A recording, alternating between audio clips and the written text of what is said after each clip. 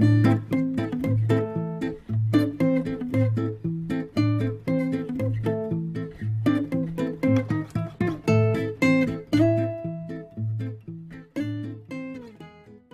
sur Google Earth, chaque point de la Terre que l'on peut assimiler à une sphère est repéré par deux nombres, ces coordonnées qui sont la latitude et la longitude.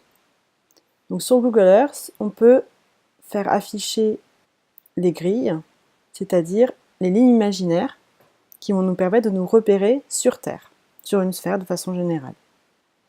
Donc à la verticale, on a coupé la Terre en tranches de 10 degrés qu'on appelle des méridiens. Donc on les voit ici.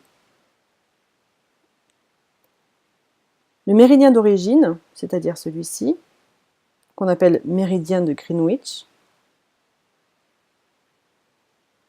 a une valeur de 0 degré. Et en fait, on va se déplacer soit vers l'est, soit vers l'ouest, par rapport à ce méridien. Et finalement, en 180 degrés, donc là on part vers l'est, on se retrouve de l'autre côté de la Terre, et on retrouve ici le méridien qui est opposé au méridien de Greenwich, qu'on appelle l'antiméridien.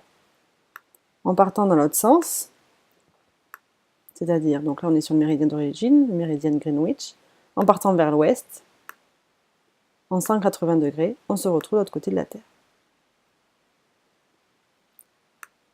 Donc toutes ces lignes sont appelées des méridiens et permettent de donner la longitude d'un point sur Terre. On va le mesurer en degrés par rapport au méridien de Greenwich. Puis on va préciser si on va vers l'est ou vers l'ouest. Par exemple, si on va ici, on est à 30 degrés à l'est. Ça sera la longitude de ce point-là. Ensuite, pour être plus précis, il va falloir déterminer si on est au nord ou au sud de l'équateur. Donc l'équateur, c'est la ligne imaginaire qui partage la Terre en deux et qui est exactement à égale distance du pôle nord et du pôle sud. Donc par rapport à cet équateur, nous avons tracé des parallèles, ici pareil, tous les 10 degrés, jusqu'à 90 degrés pour atteindre le pôle nord et 90 degrés pour atteindre le pôle sud. Donc toutes ces lignes sont appelées des parallèles et permettent de donner la latitude d'un point sur Terre. On la mesure en degrés par rapport à l'équateur et on précise si on est au nord ou au sud par rapport à l'équateur. Donc par exemple, ici, la latitude de ce point, on est bien au sud de l'équateur et donc c'est 10 degrés sud.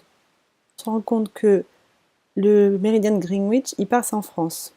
Donc si on veut se repérer un peu en France, voilà, par exemple Paris, on voit qu'on est à peu près à 2 degrés à l'est en longitude et à 49 degrés, c'est indiqué là, au nord de l'équateur en latitude. Donc en résumé, si on assimile la Terre à une sphère, on peut repérer un point à sa surface par deux coordonnées correspondant à des mesures d'angle, sa latitude et sa longitude. Donc on utilise des parallèles, qui sont des cercles dont les points ont la même latitude. Le parallèle de référence, c'est l'équateur, et ces points ont pour latitude 0 degré. Ensuite, on utilise les méridiens, qui sont des demi-cercles passant par les pôles, dont les points ont la même longitude. Le méridien de référence est le méridien de Greenwich, et ces points ont pour longitude 0 degré. On pourra remarquer que les latitudes sont comprises entre 0 et 90 degrés nord ou sud, et que les longitudes sont comprises entre 0 et 180 degrés est ou ouest. Voyons un exemple. Nous allons voir l'exemple ici du point M.